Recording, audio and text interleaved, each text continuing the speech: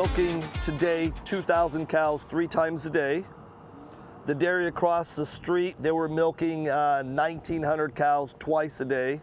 And then Sun West we're milking 1,250 twice a day. Donc là-bas, c'est 1250 2 fois par jour.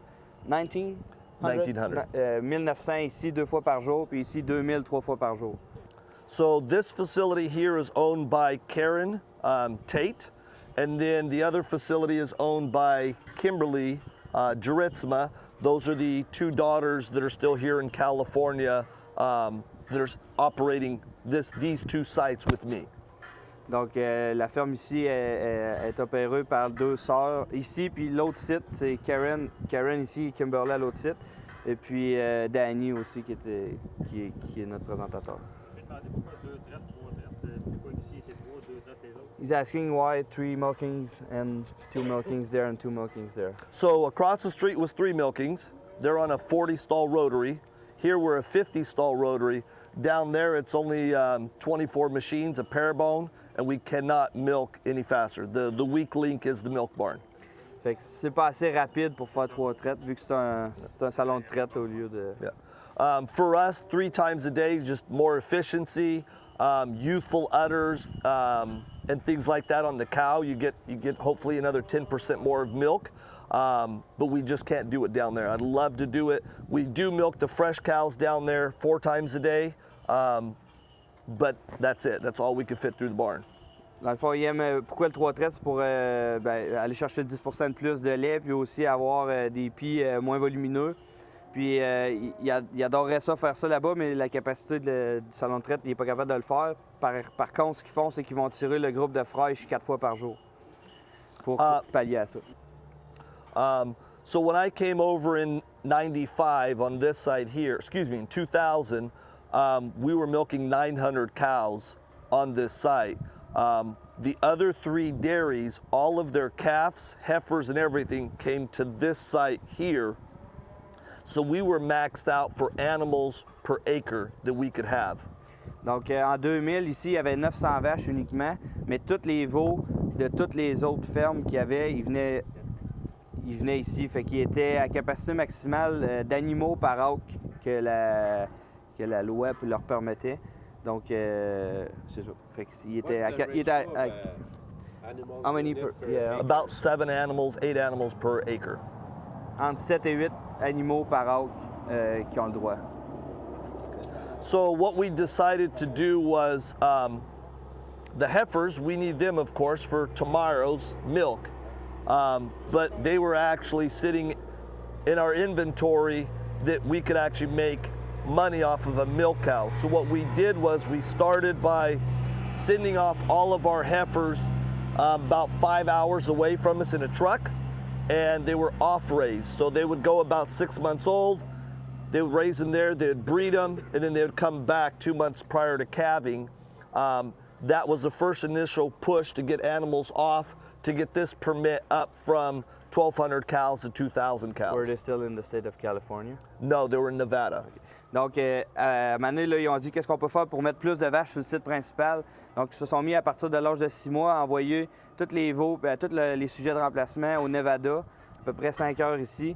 Puis ils sont saillis là-bas, puis ils reviennent 2 mois avant le vêlage. Donc, c'était pour faire de la place pour mettre plus de vaches en lait sur le site principal. So at first why we did that is because land here to buy around us is $45,000 an acre. You go outside of California, you can get it for $1,000 to $1,200 an acre. So it's really, really expensive to get land, acquire land here. That was the first reason. Pourquoi ils ont fait ça? C'est parce que le prix des terres est tellement cher qu'ils n'avaient pas le choix de... C'est 45 000 $, puis on parle de dollars US par acre. Donc, puis tandis qu'en dehors de c'est peut-être des autres États environnants, c'est autour de 1 200 $ de l'acre. Donc, ils ne pouvaient pas grossir ici. Combien d'acres total qui ont été tout leur fait? How many acres you got, like all total? We got about 700 acres. No, 700. So when you send your heifers off, it's either going to go good or it's going to go okay. For us, it went okay. The problem that we had was the facility we sent it to, they did really good, and then more and more clients went there. The bottleneck was the breeding pens. So as you start seeing, we're breeding animals at 12 months, then sometimes animals weren't getting pregnant till 14 months, and so on and so forth. So we'd go down there, look what's going on. He would say, okay, he'd put them in the breeding pen. We'd leave, they'd come out of the breeding pen, he'd put somebody else in there. So what we decided to do then was, that wasn't going to be a good situation for our operation. Things weren't going to be consistent. So what we did in 2008, us and seven other owners, we bought property in Delhart, Texas. In Delhart, Texas, we bought that and we built a heifer ranch where they go at 4 months, all the way 2 months to calving, and then they come back to the owners. I'm sorry, go ahead. What's the inventory over there? How many animals you have over there? 26,000. 26,000. Donc, je vais recommencer. Il y avait, comme il envoyait, il disait, quand tu envoies tes faire élever tes génisses ailleurs, ça peut aller bien ou au queue. Il dit, nous autres, c'était juste au queue. Fait que, il dit, le problème, c'était à la saillie. Puis comme il était bon, il y avait trop de clients. Puis là, ça créait des problèmes de surpopulation. Puis il n'était pas satisfait, c'était pas constant. Fait que se sont regroupés avec 7 autres fermes, puis ils ont bâti un gros heifer ranch, là, un site d'élevage au Texas. Puis ce site-là contient 26 000 taures présentement.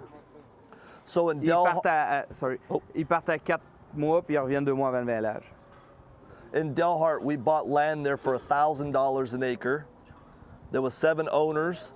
The first initials, we built it for 18,000 animals, and the goal was that we would raise them here till 4 or 5 months old. We'd ship them there 4 to 6 months old. They'd receive them. If they weren't being bred or anything like that, we made the decisions because we were the owners of it.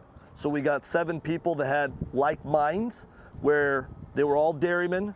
They wanted their heifers bred, vaccinated, treated, and that's tomorrow's generation that's coming into the milk barn. So it's been very, very good for us, that operation there in Delhart. Donc là-bas, ils ont acheté les terres pour 1000 pièces de l'acre. Ils ont bâti, au départ, c'était pour 18 000 génisses. Puis ce qu'ils trouvaient important et intéressant avec ça, c'est que c'était 7 propriétaires qui avaient la même vision, qui voulaient des animaux en santé, qui voulaient qu'ils soient saillis dans le bon temps, parce que c'est la prochaine génération. Fait qu'ils voulaient s'assurer que, comme c'était leurs animaux, puis ils étaient propriétaires, ben ils ne pouvaient pas négliger parce que ils allaient payer pour plus tard. Donc, c'est ça. Il y avait plus de... C'était plus constant. Comment de mois qu'ils essaient de faire valer? So, what age do you bring them back? Like, what age? So we bring them 2 months before calving. Yeah, but the calving age is... So we're calving out at 21, so they're coming home at like 18. Donc, ils vont à 21 mois, puis ils reviennent à... How often are you sending them out there and bringing them back? I was sending 3 loads a month. We cut back. With beef now, I'm doing 1.5 per month. Donc, il fait un lot et demi, un shipment et demi par mois qui envoie là. So we were using 100%. So in Delhart, what we do is we basically breed all the heifers 3 times with sex. The next 3 times are going to be conventional. She's not pregnant, she's sold. Donc, il faut 3 saillies de sexuées, 3 saillies conventionnelles, puis si elle n'est pas pleine, elle est abattue. Yeah. And we've... Réformée. Cows here are bred to beef then? No. Cows here are bred to sex semen and beef, yes. So both, but not just one. What we learned in Delhart, we played a lot with ages at first breeding. We went down to 10 months because we were on a very high intensive energy feeding our calves, and weight to gain was really good. So we went down to 10 months of breeding. We did that for about 2 months, and then we just said no. We got scared, so we went back to 12 months. Donc, il y avait un programme très intensif de gain de poids des veaux, c'est ce qui leur permettait de se faire des saillies très jeunes. Ils saillissaient à 10 mois, mais ils ont fait ça pendant une certaine période de temps, mais ils ont revenu là, à 12 mois pour l'âge de la première saillie. Il dit on a eu peur, puis on est revenu à 12 mois. So in Delhart, with having that many animals on one site, we learned a lot as far as the breeding goes, feeding, and all of those different things, because you just get so much data so fast. So we learned a lot on our feeding program, what we can do, what we shouldn't be doing, and things like that. So it's been a very, very good a business for us. The other thing too is when we go out and buy product, we're buying product for 26,000 animals. So it's nice. It's like, I don't know if you guys have a Costco or a big warehouse store. When we go in, we say we want to buy 5 loads a day, not a half a load every week.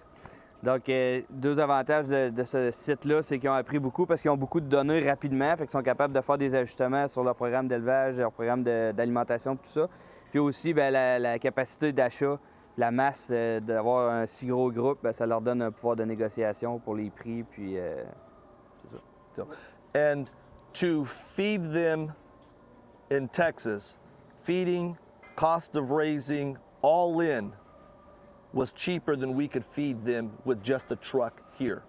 Labor, insurance, everything was paid for there, was cheaper than we could feed them here with just our man and our truck.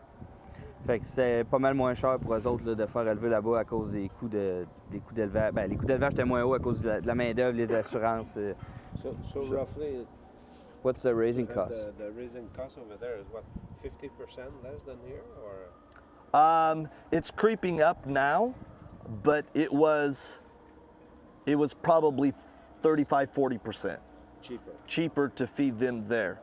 And here, when we're talking about it's just my feed truck and my guy feeding them, we still have to pay all of our input costs, borrowing costs and all of those things. There, it was 100% all in. And to have the right weight at calving time, what kind of daily gain you expect to have over there? We won a 1.6 weight to gain there. What we noticed was our weight to gain going in was great. Coming back out, we were basically stagnant. Sometimes we were losing some weight, and that took us a while to figure out what was going on. So what we started doing was our heifers here, when BST cut out, it was a good thing for us because we learned a lot, right? I think we used BST as a Band-Aid. So when BST went out, we said, well, we got to start preparing for this. So we started doing weights on cows, intakes, milk productions, and all of these different things. So we realized something was wrong at our heifer ranch, that we were just stagnantly feeding them. So our main goal in Delhart was cheapest feed that we can buy, breed them as fast as we can, and get them back home to make milk. Well, that goal was not good anymore because we were stagnant on our weight to gain. So we had to change our feeding program there, give them more energy on the back end because we were just maintaining them. We weren't actually growing them. They would come here, they would calf, and then we're milking and growing, and that's not good. Deux parties, mais il y avait une partie qui demandait le gain moyen qui vise là-bas, c'est 1,6, gain moyen quotidien. Puis aussi, ce qu'il disait, c'est que quand ils ont coupé l'utilisation de la BST, bien, ils n'ont pas eu le choix de se réajuster parce qu'ils se rendaient compte que leur programme d'élevage là-bas, qui était low cost, bien, ça faisait juste les maintenir. Puis ils arrivaient ici, puis il leur restait un bout de croissance à faire, puis en même temps, ils étaient en lactation. Fait que là, ils en perdaient sur le lait. Fait que là, qu'est-ce qu'ils ont fait, c'est qu'ils ont ajusté pour être capables d'avoir une production, un gain qui est plus grand pour s'assurer d'une plus grande production une fois rendu en lait. C'est quoi le coût d'une part rendue ici, mettons? What's your replacement cost or raising? What's the cost of raising a heifer now? Today, it's going to be running about $1,400 to raise a calf. $1,400 US par tête. When she comes back here. Yeah, transport, yes. all Yes. included. We used to be in that $1,100 to $1,200, and then within the last year and a half, 2 years, we're up to $1,400, and it just depends on prices. Now we're starting to come down a little bit, but we haven't felt those very much, so we're sitting at about $1,400. Il était autour de 1100-1200 par animaux, mais là, à cause de la montée des prix post-pandémique, fin pandémie, ben là, c'était autour de 1400, mais il dit que ça n'a pas vraiment rebaissé encore. How long do you have to milk the cow before you recoup that raising cost? About a year, almost first lactation, and about a half of her second to a quarter of her second. Donc, la vache, le remplacement, il est payé à peu près au quart de la deuxième lactation. Fait que, tu sais, on peut remarquer, c'est pareil comme nous, même si nous, c'est plus cher, mais comme notre lait est payé plus cher, ben, ça prend à peu près le même temps à rentabiliser l'élevage d'une vache. And that number is decreasing. And why is it decreasing? we've done really, really good with breeding our cows and raising calves. I had 118% heifers to cow numbers. Wow. And when milk production is good and milk prices are down and feed costs are up, 118% ain't worth a crap. Donc, il y avait 118 d'élevage par rapport à son nombre de vaches. Fait qu'il dit quand les coûts sont élevés et que le prix du lait est bas, ben là, tu perds de l'argent. Là. Ça vaut pas la peine. Là. So that cow's got to pay for her calf, and a fifth of another calf. Fait qu'il dit le lait de la vache, il faut qu'elle paye pour elle-même, son veau, puis un cinquième de veau de plus. And our business model was replacements always been really good money. So I would sell a lot of them, and that would be our extra money to pay bills and do whatever we needed to do. That market dropped, and I was selling heifers for $1,100, $1,200. So when we say it takes us $1,400 to $1,500 to raise that animal, and then I sell it for $12, I gave that guy a heifer, and I gave him $200 to take her. Fait qu'il disait, avant, il élevait plus parce qu'il y avait un bon prix pour les animaux de remplacement. Il pouvait en vendre, puis ça faisait du cash flow pour payer plein de dépenses. Mais là, le prix a tellement baissé qu'il vendait pour 1200$, puis ça coûte 1400$ les élever. Donc, il dit, en plus, je donnais un veau puis un chèque de 200$ en même temps. Fait qu'il dit, il fallait changer ça. So we've been doing dairy on beef for about 10 years. And we've had probably anywhere 20 to 30 animals a month that would calf into beef. And I was doing it, but I wasn't fully invested into it. When you start selling heifers for that kind of money that you're losing, and then you see beef starting to climb up, so what I did was I switched 100%. On this dairy, we were using probably 5-10% beef. I'm using 60% beef, and 40% was sex semen. Our heifers, those are all bred 3 times with sex semen. So I just had a lot of heifers. I needed to drop that population down to like 85%. Donc, dans le fond, ça fait une dizaine d'années qu'ils utilisent le bœuf sur laitier, mais au départ, ils en faisaient à peu près autour de 5 %. Puis après ça, ils ont monté autour de 80 % leur utilisation, de 60 l'utilisation de bœuf sur ce troupeau-là, puis 40 de sexé. Puis à son site d'élevage, ben, c'est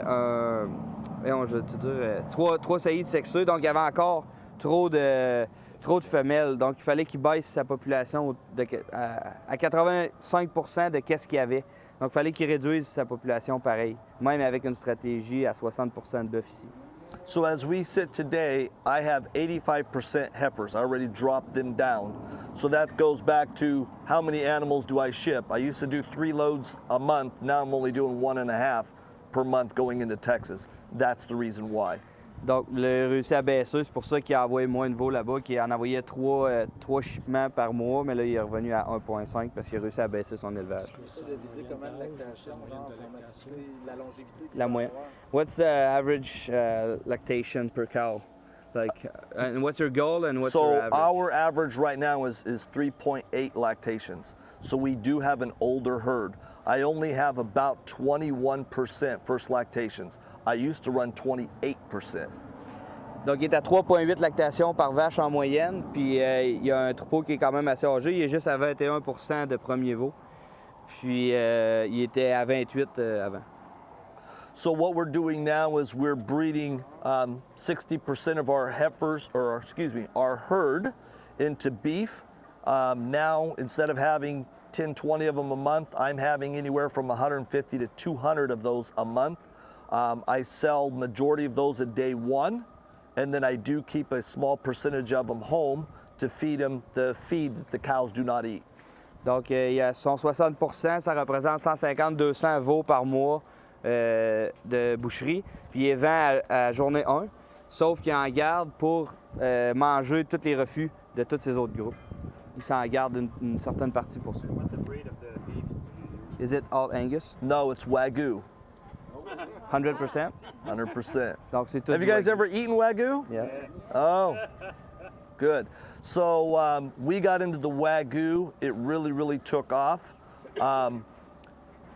My first initial goal when we started with Wagyu, I was going to keep about 500 of them, 400 of them on hand just to eat that feed. Well, the price took off. We are sitting at today about 1,500 Wagyus that we have on site that we're raising, not counting the ones that we've sold. Donc, ils ont 1500 Wagyu aujourd'hui. Au début, il y en avait peu parce qu'ils voulaient juste en garder quelques-uns pour manger les refus, mais là, ça a vraiment gagné en popularité, fait qu'ils en ont 1500 sur le site présentement. So that's been a really good business for us because we're not selling replacement heifers anymore. So that's basically our subsidy that we're selling to get that money back to do our day-to-day operations. Because as we speak right now, milk is not paying 100% all of our bills. We got to rely on other avenues to bring in money to keep us going. Présentement, là, leur prix du lait ne leur permet pas de couvrir les coûts. Donc, ils ont besoin de ce revenu-là, de la valeur ajoutée, pour aller combler la partie des dépenses que le prix du lait ne comble pas. Pourquoi il ne va pas produire du lait au Texas si là-bas c'est moins cher? She's asking if Texas is so cheap, why don't you just milk there? So we were. So what we ended up doing was we did rent a dairy in Texas. We were milking 4,000 cows there. The biggest problem we had, we never had the right manager there. And then CA, so out of the 3 girls, the husbands, 2 of them do not want nothing to do with the dairy. They see cows, bye. CA was the only one. So CA was going back and forth to the dairy in Texas, and it just got to be a mess. Because the right manager was never in the right spot. So what ended up happening was we went through, we got offered really good money to sell the cows, so we sold the cows and we got out of the dairy business there. We had property there to build 4 dairies of about 4,000 cows apiece. Then what ended up happening was our neighbor came and offered us money to buy everything. So we got 100% out of Texas. The biggest reason was the owners felt that that was too far. Their sons and their family coming up didn't want to go there, and it was just going to be an investment that we weren't going to be able to capitalize on. Donc, la question, c'était pourquoi ils n'ont pas des vaches au Texas. Bien, ils l'ont fait. Ils avaient loué une ferme de 4000 vaches là-bas. Ils l'ont exploité, mais il n'y avait pas le bon manager là-bas. Fait que là, il fallait qu'une personne d'ici, elle voyageait tout le temps aller-retour, puis là, c'était pas optimal. Donc, ils ont eu une offre pour le troupeau, ils ont vendu le troupeau. Puis après ça, ils voulaient... un voisin a complètement tout racheté le site, fait qu'ils n'ont plus d'autres propriétés là-bas. Puis le propriétaire, lui, aimait mieux vendre parce qu'il voyait qu'il n'y avait pas de relève qui était intéressé à aller s'établir là-bas, ni à faire l'aller-retour. So we sold our dairy in Texas. I want to say it was in 2016, 17, we sold it there. And then all of our property that we had there, we sold that as well in 2018. Looking at it today, the way California is, we should have sold California and moved to Texas. Il dit ils ont vendu le troupeau en 2016 puis les terres en 2018, mais il dit à voir comment que la Californie est présentement, on aurait dû vendre les terres ici puis garder là-bas. So my job here is I'm manager here. I have about 37 employees that I manage. That's 4 employees that feed calves, 8 milkers here, 5 milkers down there, 2 hospital milkers, 1 at each, a breeder, and then I want to say 5 employees that work outside. So when I came in here and I worked with CA, my job I wanted to do was breed cows. All I wanted to do, my goal was to breed cows. And then as things started going, CA says, hey, I got a job for you. My vision for you is you're going to be a cheerleader. And I says, hey, I was never a cheerleader in high school. I'm not going to do that. And he says, no, what it is you need to cheer the employees. Come on, go, go, go. You're going to be our spokesman. You're going to be the guy that's going to be motivating these employees. Because every day when you have 30 employees come to work, there's 2 or 3 of them that are thinking about home, thinking about this, thinking about that. And you got to move them along. You got to keep motivating them, keep them energy to keep going on their jobs. Donc, son rôle, c'est qu'il est gérant de la ferme. Il y a 37 employés à gérer. sur les différents sites. Puis au départ, lui, ce qu'il voulait, c'était s'occuper des saillies. Puis finalement, le propriétaire qui était avec lui, il disait, toi, tu vas être un cheerleader, ça va être toi qui va motiver les équipes pour s'assurer que tout continue de rouler, même quand ils ont des mauvaises journées. Fait que c'est vraiment ça son rôle de s'occuper que tout tourne rondement, dans le fond. One employee, his job is basically to wipe and prime, and then the other employee is going to attach the machine on that cow. Donc, il y a un employé qui fait que laver, puis l'autre employé fait juste plugger les trayeuses. Okay. We have a computer program that stimulates all of our cows for 40 seconds. So he puts on the machine and it stimulates her for another 40 seconds. As you can see, there's only one employee there right now. So what happens is during lunch, there's always one employee. If there's a break or anything like that, then there's one employee. I do not put somebody in to give breaks or lunches or anything like that. They have to do it on their own. Donc, la traite du midi, vous pouvez voir, il y a juste un employé, puis il n'en met pas d'autres. Même s'il y a un bris ou des choses comme ça, il faut qu'il le fasse tout seul. Là. Il ne veut pas avoir à gérer un autre employé de plus sur la traite du midi.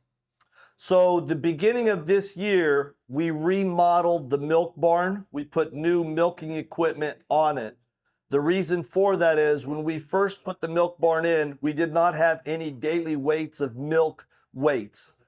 Donc, ils ont tout changé le système informatique puis le système de traite pour avoir les pesées. Our employees that milk cows, they make anywhere from $52,000 to $58,000 a year. Les employés qui tirent des vaches font entre 52 puis 58 000 US par année.